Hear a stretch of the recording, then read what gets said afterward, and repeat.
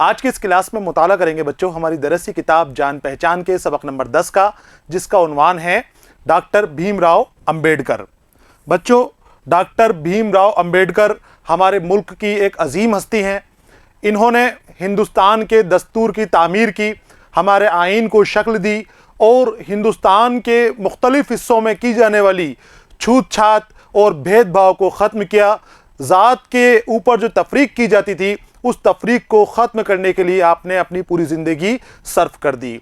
आज हम हमारे मुल्क की इसी अजीम शख्सियत के हवाले से बात करेंगे, इनकी ज़िंदगानी के हवाले से बात करेंगे और साथ ही इन्होंने जो कारनामे किए हैं, जो तालीमात हासिल की है, उन तालीमात और आपके किए गए अहम कामों के हवाले से मुख्तसर मालूमात हासिल करेंगे। तो हम शुरू करते हैं सबक को मैंने दो हिस्सों में तकसीम किया है। पहले हिस्से के अंदर हम डॉक्टर भीमराव अंबेडकर की ज़िंदगानी के हवाले से बात करेंगे, आपको जानेंगे, और दूसरा हिस्सा सबक का जो होगा वो इस सबक से मुतालिक सवालों जवाब पर मुनहसिर होगा। तो हम सबक का पहला हिस्सा शुरू करते हैं, जिसका उन्वान है मैं हमारे दस्तूर, यानी दस्तूर का मिस्त्री, दस्तूर बनाने वाला, दस्तूर की तामीर करने वाला। आपने हमारे हिंदुस्तान के दस्तूर की तामीर की थी। भीमराव अंबेडकर के हवाले से समझने से पहले, बाबा साहब भीमराव अंबेडकर के हवाले से बात करने से पहले मैं आपको बता दूं कि जिस दौर में बाबा साहब भीमराव अंबेडकर पैदा हुए थे, उस दौर में हिंदुस्तान में तफरीक बहुत ज़्यादा की जाती थी।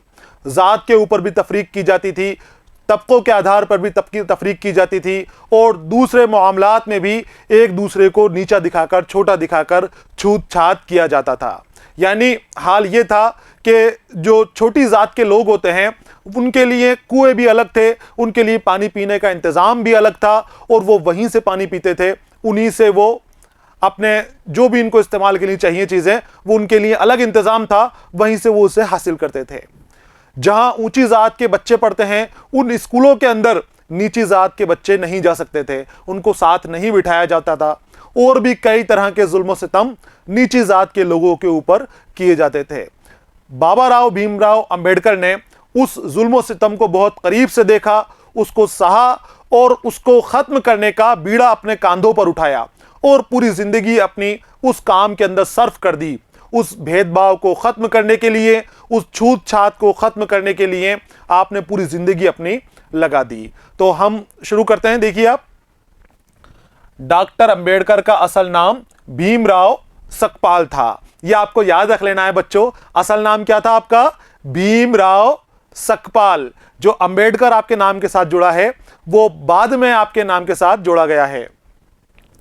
तो डॉक्टर अंबेडकर का असल नाम भीमराव सकपाल था। इसे आपको लिख लेना भी है और याद भी कर लेना है। 14 अप्रैल 1891 को मध्य प्रदेश के कस्बे महू में पैदा हुए थे। आपकी विलादत की जो जगह है वो महू है, और महू कहां पर? मध्य प्रदेश। हिंदुस्तान के सूबों में से एक सूबा है मध्य प्रदेश, और मध्य प्रदेश के अंदर एक जगह है महू। महू में आपकी पैदाइश हुई थी। कब हुई थी पैदाइश? 14 अप्रैल थी, और साल था 1891। आपको बहुत ध्यान रखना है इस बात का, इम्तिहान में ये काफ़ी हद तक सवाल पूछा जाता है और पूछा जाने वाला है। आप इसे लिख लें, जाए पैदाइश आपकी और पैदाइश का सन। तो महू में आप पैदा हुए। आपका ताल्लुक महाराष्ट्र के महार खानदान से था। आप मध्य प्रदेश में पैदा हुए थे, लेकिन अगर आपका शिजरा देखा जाए तो आपका ताल्लुक महाराष्ट्र के महार खानदान से मिलता है। महार खानदान से आप थे। इस जमाने में छूत छात की वबा आम थी। छूत छात को वबा कहा गया है। वबा यानी बीमारी। उस वक्त लोगों को जहनी बीमारी थी छूत छात की, कि नीची जात के लोगों के हाथ लगाने से, उनके पास बैठने से, उनके जो चीज़ें उन्होंने छू ली है उन चीज़ों को पकड़ने से, उनके हाथ का पानी पीने से, खाना खाने से हम अपवित्र हो जाएंगे, हम भी खराब हो जाएंगे। तो वो ना तो उनके पास बैठते थे, ऊंची जात के लोग नीची जात के पास ना बैठते थे, ना उनको अपने पास बैठने देते थे, और जो तमाम तरह की सहूलियात हैं वो उनको कुछ भी मुहैया नहीं थी। खराब जिंदगी के अंदर वो अपना गुजार कर रहे थे। तो छूत छात की वबा आम थी। डॉक्टर अंबेडकर को बचपन ही से इस किस्म के भेदभाव और नाइंसाफी का सामना करना पड़ा। अब डॉक्टर अंबेडकर जो हैं ये भी नीची जात से फर्द थे, नीची जात से ताल्लुक़ रखते थे। महार जो है, आपके जो ख़ानदान है महार, ये बहुत नीची जात कही जाती थी, मानी जाती थी नीची जात, और इस जात के से भी बहुत ज़्यादा छूत छात किया जाता था, भेदभाव किया जाता था। तो आपको भी नाइंसाफ़ी का सामना करना पड़ा, आपके साथ भी जुल्म और सितम किया गया। एक दफ़ा का किस्सा यहाँ पर शामिल किया गया है। एक दफ़ा वो स्कूल जा रहे थे कि बहुत ज़ोर से बारिश शुरू हो गई। वो एक मकान की दीवार के सहारे खड़े होना चाहते थे, लेकिन मकान की मालिका ने, मालिकिन, मालिक की मोन्नस, मालिक मुज़क्कर और मालिका मोन्नस, और मालकिन भी मोन्नस। तो वो एक बार स्कूल जा रहे थे, जाते जाते अचानक बारिश आ गई। बारिश आ गई तो अपने आप को बरसात में भीगने से बचाने के लिए वो उस घर की दीवार के सहारे खड़े हो गए, लेकिन मालकिन ने उन्हें वहाँ खड़े होने नहीं दिया, वहाँ से भगा दिया। बाद में पता चला कि उसने इसलिए भगाया क्योंकि वो किसी नीची जात के लड़के को अपने घर के पास रुकने देना नहीं चाहती थी। वो ऊंची जात की थी, वो नहीं चाहती थी कि नीची जात का मेरे घर के पास रुके। तो मालकिन ने उन्हें डांटा और वहां से चले जाने पर मजबूर कर दिया। वो नहीं चाहती थी कि छोटी जात का कोई फर्द उसके मकान की दीवार के पास खड़ा रहे। जात के माने बच्चों होते हैं बिरादरी के, तबके के, जिससे ताल्लुक रखते हैं। जो ख़ानदान है, जो मुआशरा है, वो एक ज़ात में बदल जाता है जहाँ पर लोग एक जैसे रहते हैं और एक ही तरह के वो काम करते हैं, एक ही पेशा इख्तियार करते हैं, और जो उनकी ज़ात से मंसूब होता है वो ज़ात के अंदर आ जाता है। यहाँ पर है बिरादरी भी है और तबका भी ज़ात के लिए कहा जाएगा। तो इस तरह से उस औरत ने उनको वहाँ से बारिश के अंदर, जबकि उनके पास किताबें भी थी, स्कूल के दीगर सामान भी थे, वहाँ से निकाल दिया, अपने घर की छाया में उनको खड़े होने नहीं दिया। बच्चों, भीमराव अंबेडकर अपने उस्तादों का बहुत ज़्यादा एहतराम करते थे।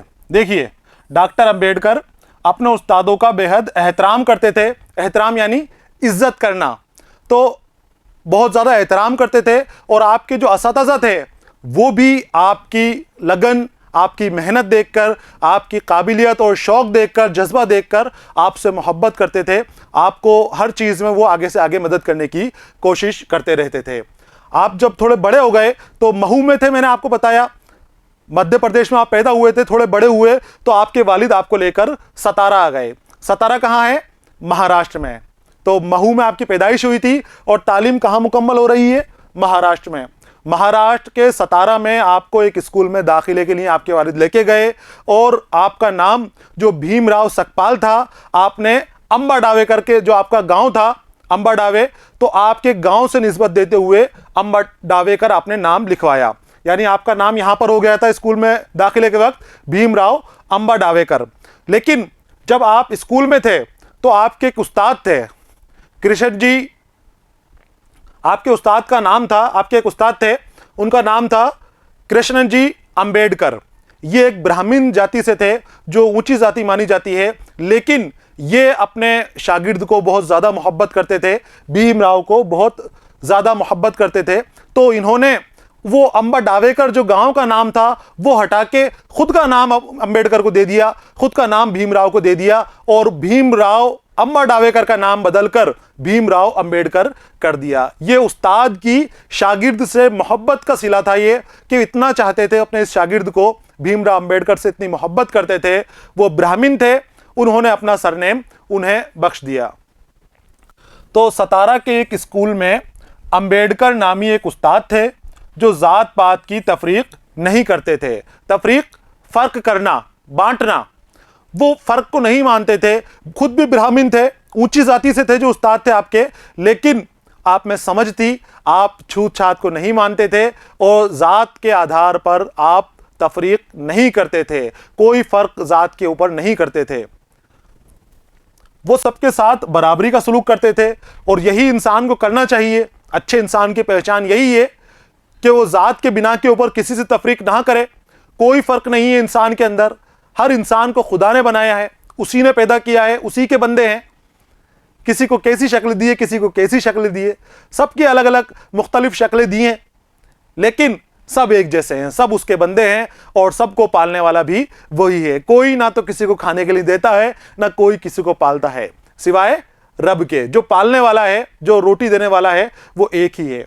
तो अच्छे इंसान की यही पहचान है कि वो फर्क नहीं करता इंसान इंसान के अंदर। लेकिन जात के जो उस वक्त फर्क था वो बहुत ज्यादा था। अंबेडकर के जो उस्ताद थे, इनका नाम भी अंबेडकर था, कृष्ण जी अंबेडकर थे, ये फर्क नहीं करते थे और अपने शागिर्द से, यानी जो अंबेडकर थे, भीमराव अंबेडकर, इनसे बहुत मोहब्बत करते थे। वो भीमराव को बहुत चाहते थे। उस्ताद और शागिर्द का ये रिश्ता ऐसा मजबूत हुआ कि आगे चलकर वो भीमराव सकपाल से भीमराव अंबेडकर बन गए। अब ये भीमराव अंबेडकर अंबेडकर बन गए, जो हम आज नाम से जानते हैं। भीमराव अंबेडकर के मुताला करते हैं हम इनके बारे में, तो हम वो इन उस्ताद की देन है, उनकी मोहब्बत की देन है। इन्होंने अपने नाम से भीमराव अंबेडकर के नाम को मंसूब कर दिया, उसको जोड़ दिया कि मैं अंबेडकर हूं तो तू मेरे बेटे जैसा है, तू भी अंबेडकर है। और अपने शागिर्द को भी उन्होंने अंबेडकर बना दिया। लेकिन शागिर्द भी बड़ा काम का था, बड़ा कमाल का था। उसने उस नाम को इतनी ऊंचाइयों पर पहुंचा दिया कि आज दुनिया जानती है कि भीमराव अंबेडकर कौन है, भीमराव अंबेडकर ने क्या कारनामा किया है। हर शख्स, बच्चा बच्चा उनके बारे में जानता है। तो वो भीमराव को बहुत चाहते थे, इसलिए उन्होंने अपना नाम भीमराव अंबेडकर को दे दिया और भीमराव अंबेडकर भीमराव सकपाल से भीमराव अंबेडकर बन गए। अब असल नाम पूछा जाए, पुराना नाम पूछा जाए तो कौन सा बताओगे? भीमराव सकपाल। भीमराव सकपाल उनका था, जो बाद में उनके उस्ताद की निस्बत से वो नाम बदलकर भीमराव अंबेडकर हो गया। ये बातें आपको बच्चों याद रखनी है।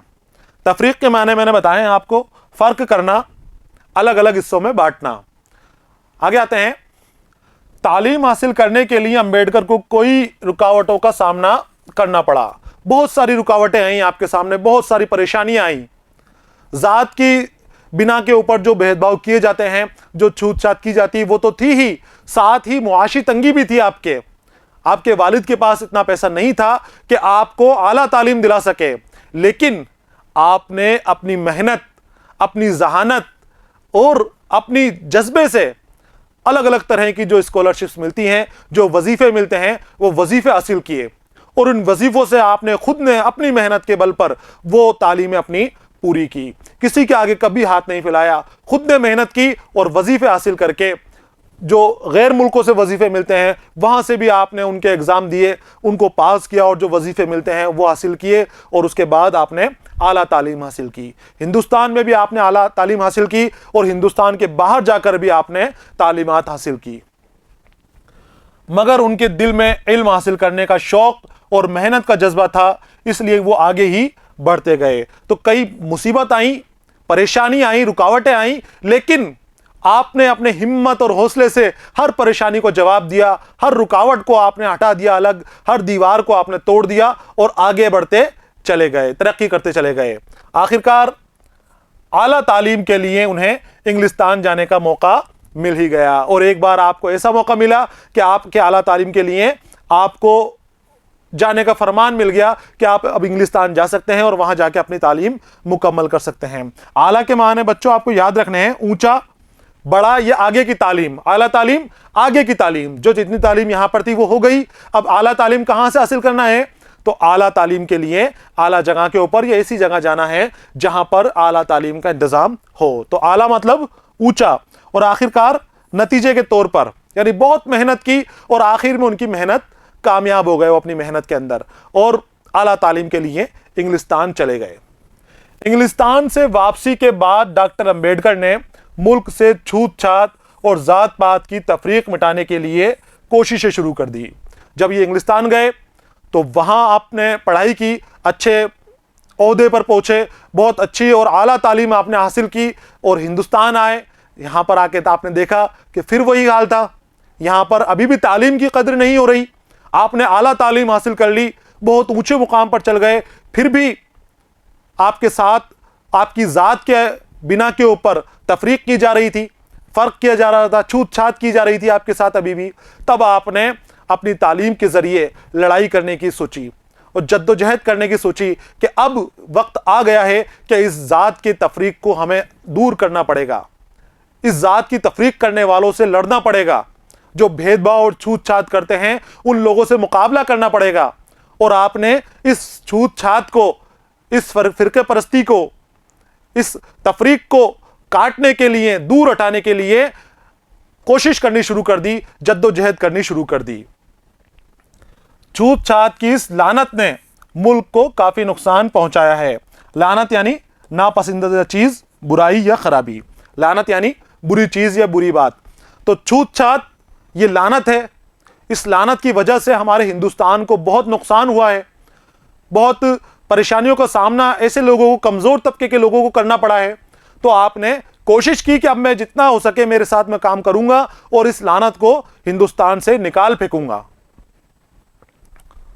इसकी वजह से मुल्क का एक बड़ा तबका गुर्बत और जहालत का शिकार हो गया। गुर्बत यानी गरीबी और जहालत, जाहिल रहना, तालीम हासिल ना कर पाना।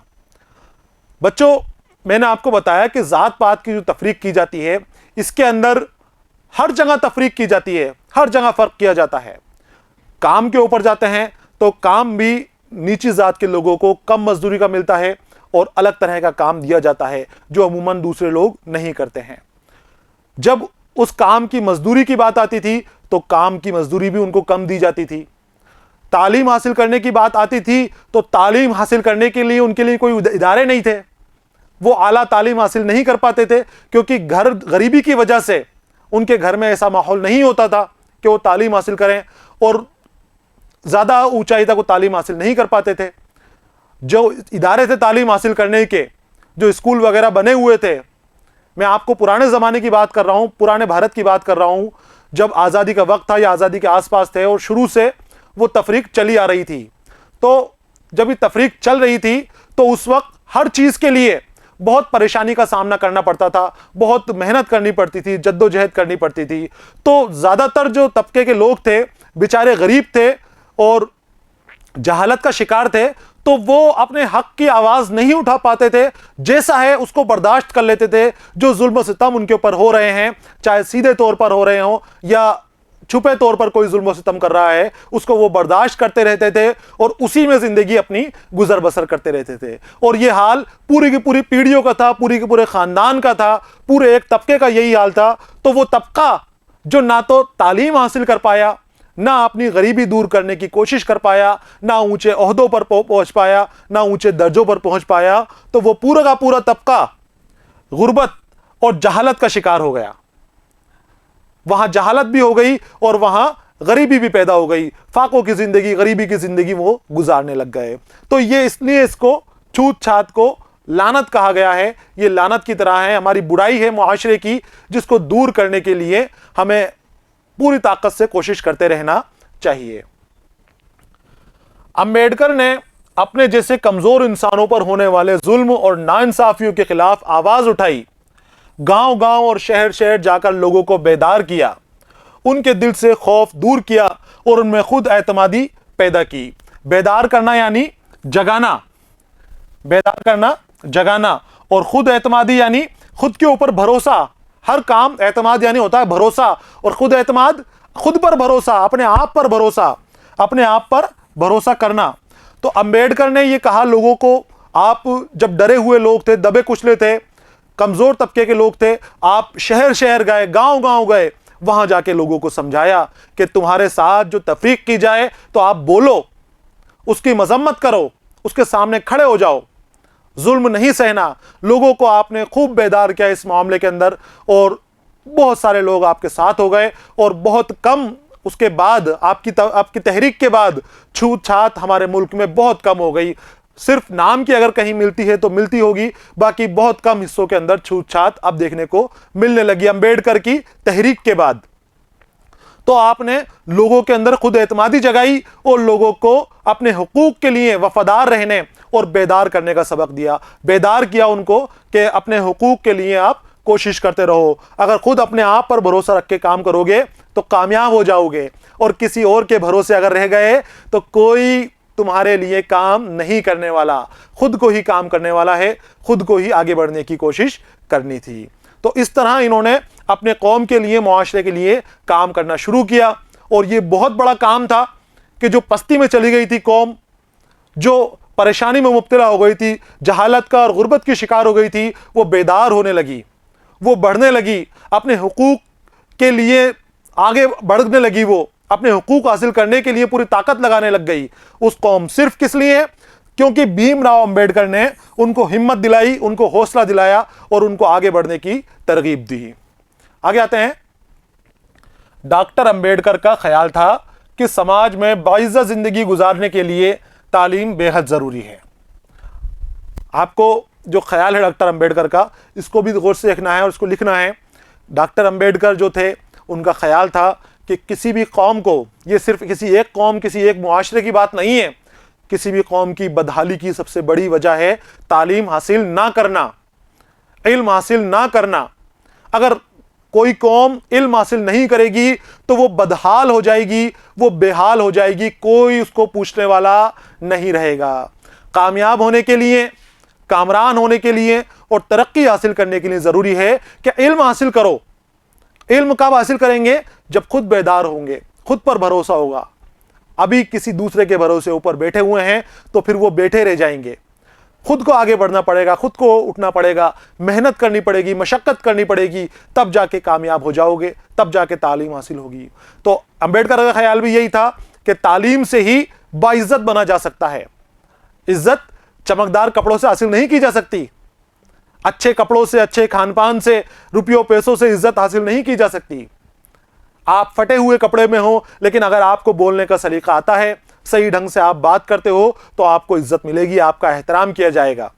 और आपने खूब चमक दमक के कपड़े पहन रखे हैं और आप बातें ऐसी करते हैं कि जो सही ढंग से नहीं की जा सके, जो बेहुरमती करे किसी की, इस तरह की बातें करेंगे तो फिर आपको इज्जत नहीं मिलेगी, आपका वकार खत्म हो जाएगा। तो तालीम बाइज़्ज़त समाज के लिए बहुत ज़रूरी है। तालीम बहुत सी बुराइयों को ख़त्म कर देती है। उन्होंने कमज़ोर तबकों की तालीम के लिए कई इदारे कायम किए, स्कूल और कॉलेज खोले, मर्दों के साथ साथ औरतों की तरक्की पर भी तवज्जो दी। उनके लिए समाज में बराबरी के हकूक़ की वकालत की। हकूक़ यानी हक की जमा, हक एक वाहिद और हकूक़ एक से ज़्यादा। तो आपने हुकूमत के खिलाफ भी लड़ाई की और जो छूत छात करते थे उन लोगों के खिलाफ भी लड़ाई की, साथ ही आपने जहालत और नाइल्मी के खिलाफ भी आपने लड़ाई की। पूरी ताकत से आपने अपनी कौम की जहालत दूर करने की कोशिश की। इसके लिए जो आपसे बन सकता था वो आपने जद्दोजहद करते रहे। आपने स्कूल खोले, इल्म देने के इदारे खोले, आपने कॉलेज खोले, आपने ख़वातीन की तालीम के इंतज़ामात किए, उनके हुकूक की बराबरी के लिए आपने वकालत की। उनसे जो नाइंसाफ़ियाँ उनके साथ होती थी, उनको कम मजदूरियाँ दी जाती थी, उनको परेशान किया जाता था, पढ़ाया नहीं जाता था, कम उम्र में उनकी शादी कर दी जाती थी। इस तरह की उनके जो मसाइल हैं उनको लोगों के सामने लेकर आए और बड़े ज़ोरदार तरीके से उनके खिलाफ आवाज़ उठाई और उन बुराइयों को मुआशरे में कम करने की कोशिश की। निचले तबकों के लिए आपने स्कूल भी कायम किए थे और कॉलेज भी कायम किए थे। डॉक्टर अंबेडकर ने हमेशा कौमी इत्तेहाद और यगानगत पर जोर दिया। इत्तेहाद भाईचारा, हिल मिल कर रहना, और यगानगत यानी एक होना, एकता। तो आपने कौमी एकता और कौमी इत्तेहाद की बात की है, आपने तोड़ने की, तफरीक की बात नहीं की। आपने तफरीक के खिलाफ लड़ाई लड़ी है। जो तफरीक करते थे उनके खिलाफ आप खड़े हो गए। आपने कहा कि सब इंसान हैं, सब एक हैं, तो फिर ये ज़ात के बिना के ऊपर क्यों तफरीक की जाती है, क्यों भेदभाव किया जाता है, क्यों छूत छात की जाती है। आप यगानगत के तरफ खड़े रहे। उनका अहम कारनामा हमारे मुल्क का दस्तूर है। दस्तूर यानी मुल्क का आइन, जो हमारा संविधान है, कानून। हमारे सबक का नाम भी मियां मारे दस्तूर है, दस्तूर का मिस्त्री, दस्तूर बनाने वाला। तो आपका जो अहम कारनामा है, बड़ा कारनामा, वो ये है कि आपने हमारे मुल्क के आइन को शक्ल दी है, हमारे मुल्क के कानून को आपने बनाया है, जिसको हम संविधान कहते हैं, हम कॉन्स्टिट्यूशन जिसको कहते हैं, उसकी तामीर भीमराव अंबेडकर ने ही की है। जब हमारा मुल्क आज़ाद हुआ तो उसका दस्तूर बनाने की जिम्मेदारी डॉक्टर भीमराव अंबेडकर को सौंपी गई, क्योंकि आप आला तालीम याफ्ता थे, आपने बहुत आला दर्जे की तालीम हासिल कर रखी थी। कई तजुर्बे आपके पास थे, अलग अलग मुल्कों की आपने सैर की थी, उन मुल्कों के कवानीन आपको पता थे, तो आपकी जहानत को देखते हुए जब मुल्क आज़ाद हुआ तो दस्तूर बनाने की जब बात आई तो जिम्मेदारी उनकी जहानत को देखते हुए, उनकी क़ुव्वत को देखते हुए भीमराव अंबेडकर को जिम्मेदारी दी गई कि मुल्क का आइन आप बनाइए, इस कानून की जिम्मेदारी आप पर है। और इस जिम्मेदारी को आपने बखूबी अंजाम दिया। बहुत अच्छा आपने हमारा कानून बनाया, दस्तूर बहुत उम्दा किस्म का बनाया, इसलिए उन्हें भारत के दस्तूर का म्यांमार भी कहा जाता है। म्यांमार यानी तामीर करने वाला, बनाने वाला। आप म्यांमार दस्तूर के नाम से भी जाने जाते हैं। और भारत का अजीम रहनुमा, अजीम यानी बड़ा, जो अजमत वाला हो, बहुत बड़ा, बहुत एहतराम के काबिल जो हो, तो यह अजीम रहनुमा 6 दिसंबर 1956 को इस दुनिया से चल बसा। आपका इंतकाल कब हुआ? 6 दिसंबर 1956 आपको यहां पर कर लेना है। 54 आपके दे रखा है, लेकिन 56 उनके इंतकाल की तारीख है यहां पर।